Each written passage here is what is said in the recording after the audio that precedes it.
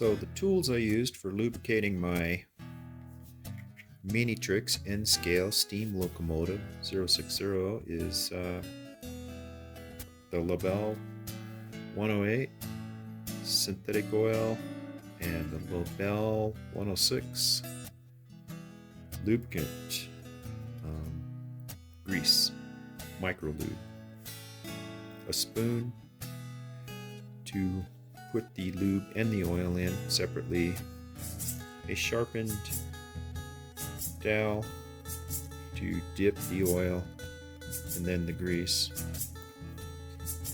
a pair of sharp jeweler's tweezers to pick up that screw, take it out of the hole and put it back in the hole,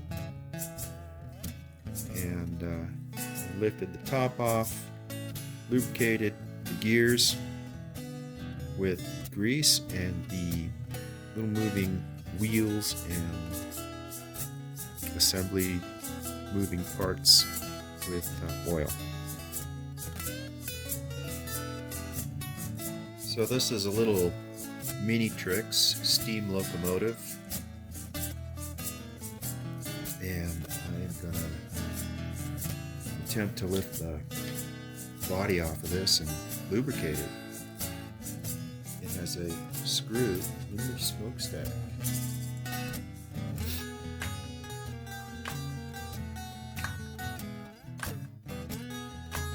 There she is. I don't have the most steadiest hands. Sometimes this can get a little rough. Look at that. Just lift her right off. Ooh, it's die cast heavy metal body. Alright. Got these old instructions here. It says oil most minute drop only. Axles, bearings, wheels, carburetors, grease. Yeah, there it is.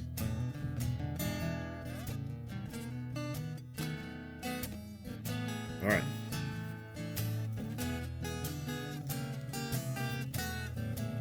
I got some Label 108. This is supposed to be good for N scale. But I'm not sure how fast and how hard it's come out of there. So I'm going to test drip into this spoon.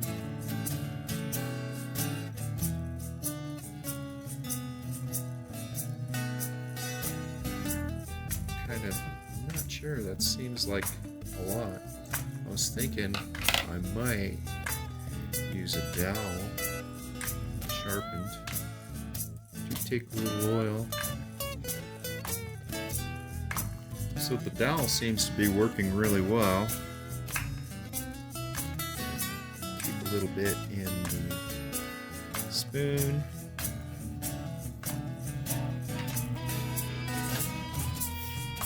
And then I dip the dowel in the lube. The sharpened dowel on the spoon. And just kind of touch the good points where I want oil. I'm wearing some magnifiers and I can see it getting in there.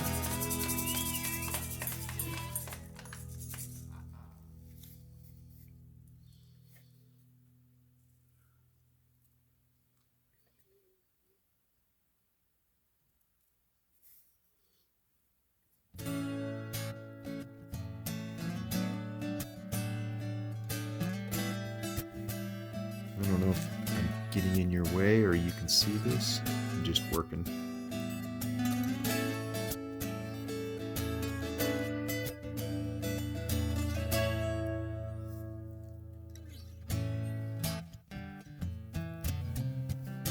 Alright.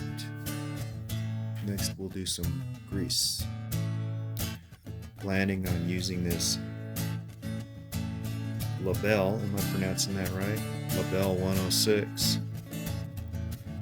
for micro gears, and ring grooves. It says right there. This is what was recommended for high-end scale. Same thing, I'm going to squeeze a little bit out in this spoon and dip it with the dowel. Alright, here's me attempting to squeeze some lube out.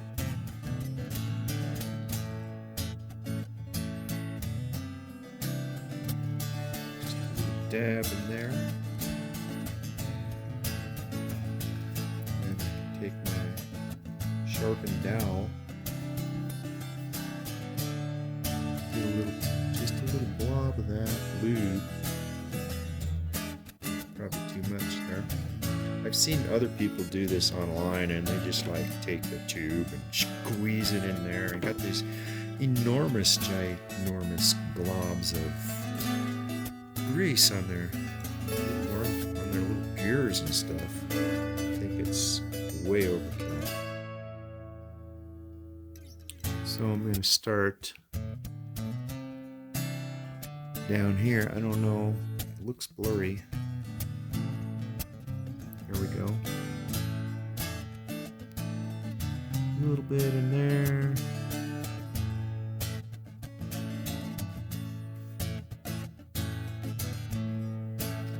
A little bit in there.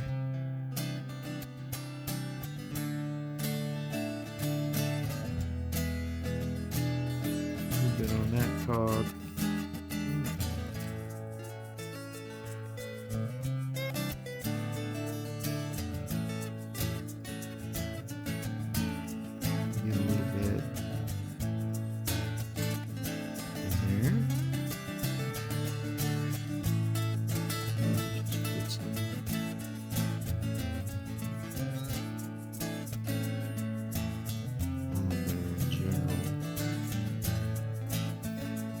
So it can work in.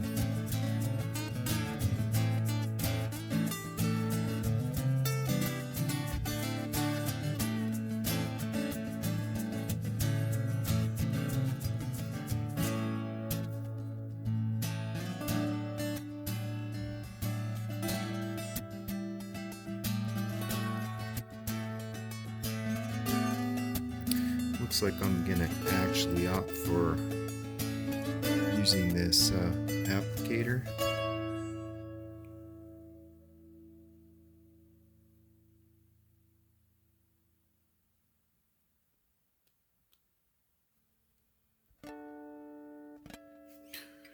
Put a drop on each one of those wheels. The video keeps blurring. And then one drop. Alright, I'll just show you. One drop back there. One drop back in there. One drop back in there. Alright, I just went for a little piece of paper towel here. Wipe up any excess oil I got there on the bottom.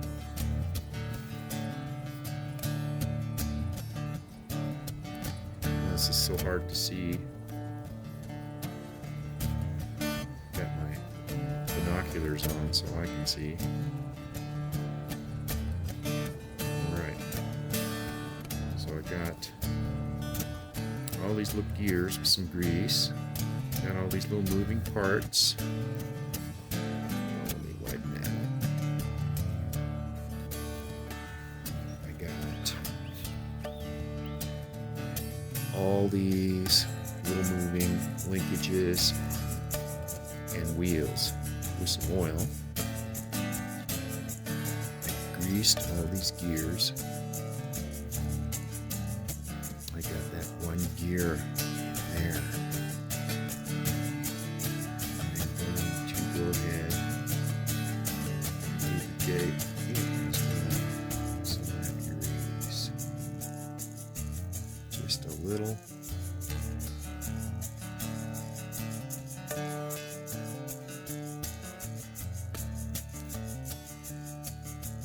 Don't have much left there.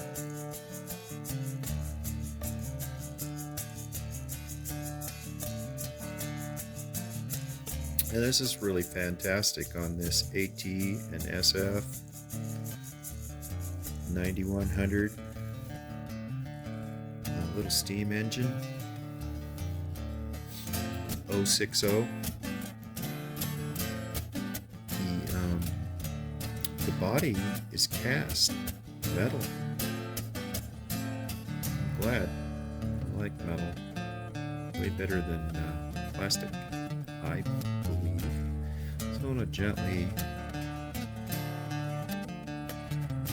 reposition that on there.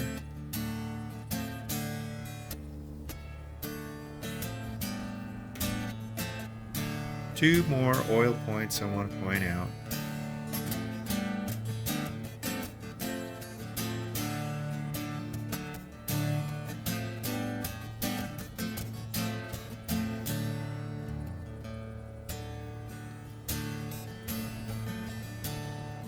Got that little shaft coming out in the front of the motor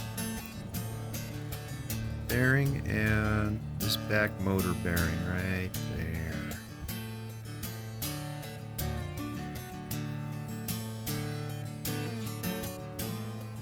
And if you get it in between there with a needle or something and get a drip of oil in there.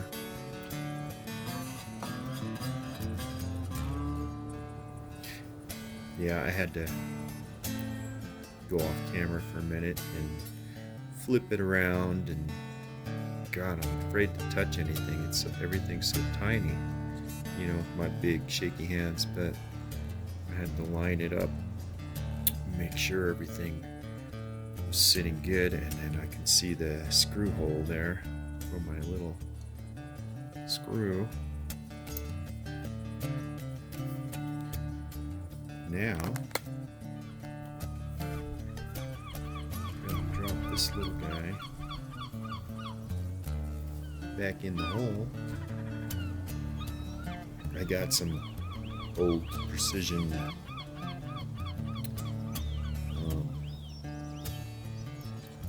tweezers my dad used for fixing watches and stuff. Should be able to just pick that screw up. Stick it in that hole, right? There it is. Finally, something works easily. And then I get my little custom screwdriver that I had to file and make it a little thinner and a little narrower.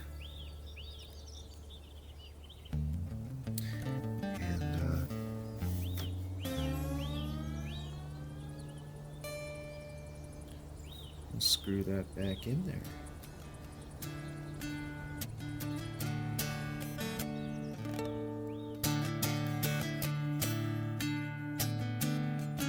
I decided I'm just taking that screw down to where it touches and not really put any torque on it at all. Just, you know, just a little touch and then maybe a teeny bit further so it's snug. Now let's put it on track.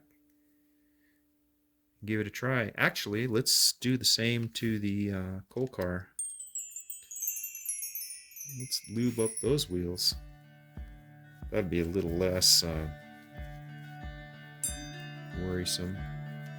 That engine being my first one, I thought, you know, gosh, I'm going to open that up and break it. Get out the trusty spoon.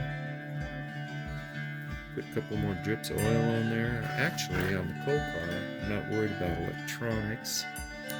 So, let me put my magnifiers on. Try to get this on camera. And where's a good point to lube? How about there?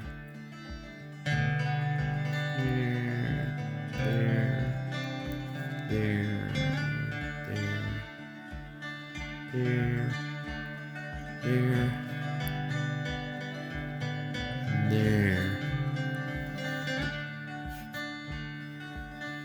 Now I've taken a black Sharpie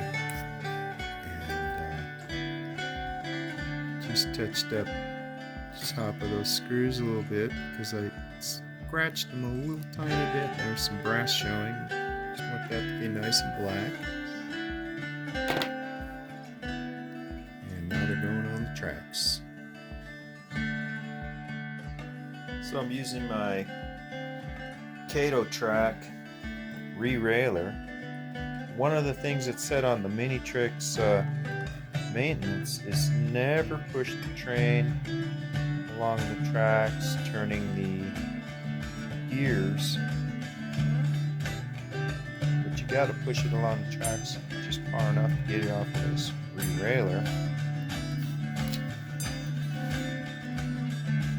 I guess they don't want you to grab it and push down on it and move it because you'll tear it up and do some damage in there.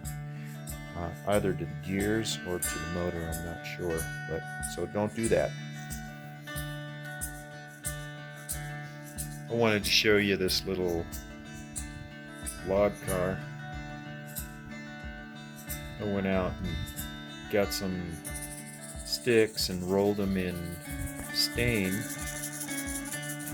after cutting them to the right length, and then I put a couple little drips of super glue on each one and stacked them in there, and they're now a permanent fixture to this little lumber car. I like it.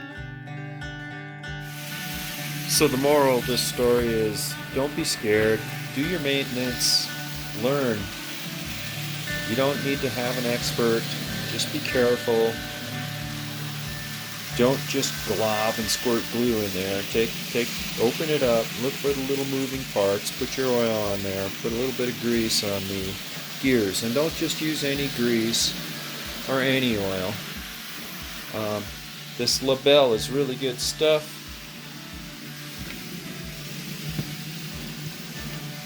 It's recommended for N scale.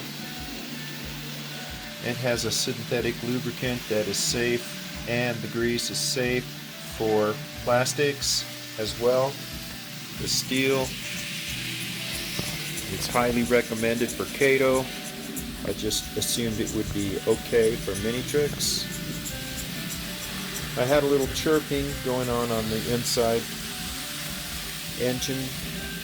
I did a little more research, YouTube, the internet. Just ask Google. The AI is so good now, it'll look up anything you want and give it to you straight. So I asked, what causes chirping, noise, hesitation on an N-scale locomotive, and it said the most likely first place to look is, have you oiled your motor bearings? And no, I skipped my motor bearings. I got all the moving parts and wheels, but I didn't do the motor bearings. So I did the motor bearings, and they're running smooth as silk. I couldn't be happier. And I believe the maintenance instructions said like 50 hours of runtime in between lubrication. So I'm good for a long time.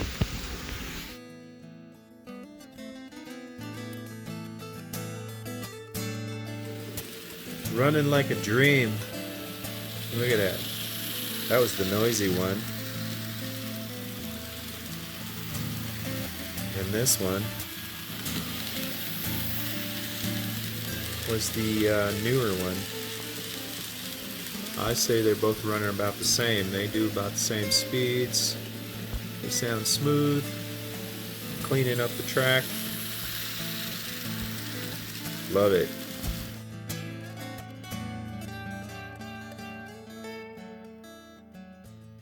So, hello again. I hope you liked my video today on how to lubricate Minitrix steam locomotives. I have not been doing this for a long time. I am a retired engineer. A little common sense, read the instructions, you get it figured out. It's not that hard. Keep on training. Cheers. See you next time.